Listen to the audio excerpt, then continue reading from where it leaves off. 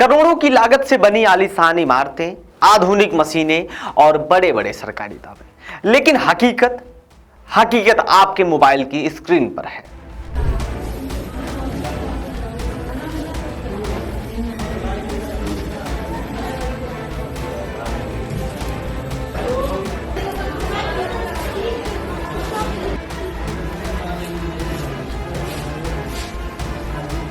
नमस्कार, मैं हूं पीयूष और आप देखना शुरू कर चुके हैं नव भारत लाइव। यह बिहार का कोई सुदूर इलाका नहीं, बल्कि सूबे के मुख्य सचिव प्रत्यय अमृत शाह का गृह जिला गोपालगंज है। यहां अस्पताल मॉडल है, लेकिन व्यवस्था वेंटिलेटर पर है। जब बिजली कटती है तो डॉक्टर भगवान नहीं, बल्कि अपने मोबाइल की फ्लैशलाइट के भरोसे मरीजों की जान बचाते हैं। क्या यही है बिहार का बदलता स्वास्थ्य विभाग? गोपालगंज सदर अस्पताल की ये तस्वीरें दीपक तले अंधेरा वाली कहावत को सच साबित कर रही हैं।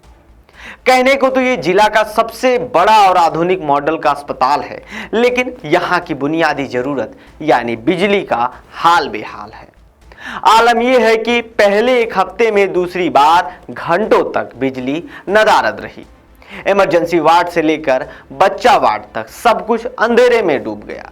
ना जनरेटर चला, ना कोई बैकअप काम आया। बस काम आई तो डॉक्टरों की और स्वास्थ्य कर्मियों की मोबाइल की टॉर्चें।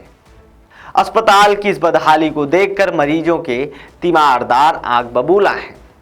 सुनिए इरफान अली गुड्डू का क्या कहना है।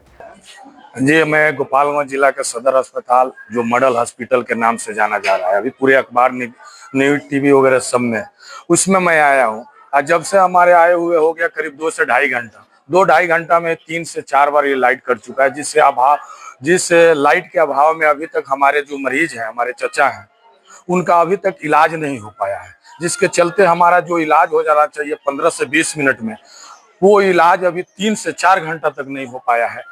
हम लोग कैसे क्या करेंगे? कभी तो डॉक्टर साहब के पास जाते हैं तो टच दिखाकर वो डॉक्टर साहब कोई चीज मेडिसिन वगैरह लिख देते हैं, चाहे इंजेक्शन वगैरह लिख देते हैं। उसके अलावा कुछ नहीं हो रहा है, एकदम लाइट कटा हुआ है। अभी आप अंधेरे में कैसे इलाज हो रहा है? कोई तो गड़बड़ भी हो सकता है। और हम लोग लाइट दिखा रहे हैं डॉक्टर साहब पे, तो मेडिसिन लिख रहे हैं। यहाँ पे लाइट का कोई व्यवस्था ही नहीं है। कम से कम मॉडल हॉस्पिटल अगर नाम दिया गया है तो कम से कम उस तरह का, उस अनुसार यहाँ व्यवस्था जरूर होना चाहिए। तो कंटिन्यू लाइट नहीं रहता है कि लाइट रहता है कभी कभी कट जाता है? अभी देखिए, आपसे बात कर रहे हैं तभी आ गया लाइट। अभी कब चला जाएगा ये पता ही नहीं चल रहा है। तो लाइट कट रहा है तो क्या अंधेरे में इलाज किया जाएगा? तो अंधेरा में, अभी तो आप जब बाइट भी दे रहे थे तो अभी अंधेरा में ही था, अंधेरा में ही हो रहा है। जनरेटर का सप्लाई नहीं है? नहीं, जनरेटर का अगर सप्लाई होता तो इसी तरह उजाला होता। तो मतलब लाइट कट जाने के बाद से कोई दूसरा विकल्प नहीं है? कोई विकल्प नहीं है, एक अपने मोबाइल का टॉर्च ही विकल्प है, इसके अलावा कोई विकल्प नहीं है। टॉर्च के जरिए डॉक्टर इलाज करता है? बस वही, इसके अलावा और कोई विकल्प नहीं है।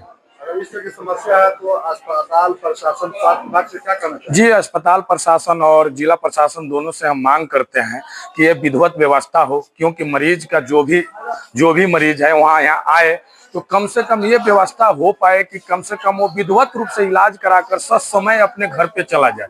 क्योंकि जिस तरह ठंडी का प्रकोप है, जिस तरह का अभी प्रकाशित हुआ है कि भाई ठंडी में आप बच कर रहिए, तो कम से कम जो मरीज है उसको सही तरीके से, जो मरीज लाने वाले वो अभी अपने घर तक पहुंच जाए। अगर व्यवस्था रहेगी तो समय ये इलाज होगा और बेहतरीन से इलाज हो पाएगा। खैर, आपने सुना कि आखिर इरफान अली उर्फ गुड्डू ने जो बताया कि अंधेरे के बीच अपने मरीजों के लेकर वो कैसे दर दर भटक रहे थे।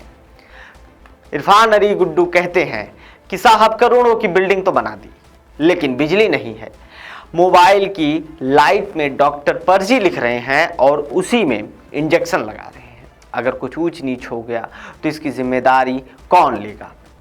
वहीं बसंत सिंह बताते हैं कि टेक्नीशियन बस स्ट्रिपिंग ठीक करके नाटक करते हैं, लेकिन मुकम्मल इलाज कोई या किसी के पास अभी तक नहीं है।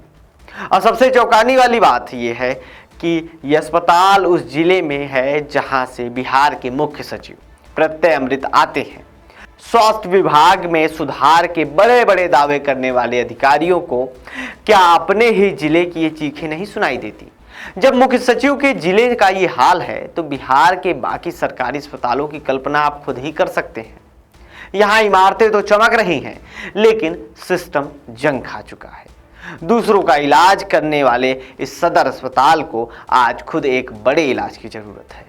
ये तस्वीर सिर्फ बिजली कटने की कहानी नहीं कहती, बल्कि ये उस भ्रष्टाचार और लापरवाही की गवाह देती हैं जो करोड़ों के बजट को अंधेरे में निगल जाती है। सवाल बस एक है कि आखिर कब तक मोबाइल की टॉर्च की रोशनी में बिहार का भविष्य तय होगा। कमेंट बॉक्स में आप जरूर बताइएगा। फिलहाल ऐसी तमाम खबरों से जुड़े रहने के लिए देखते रहिए नव भारत लाइव के साथ।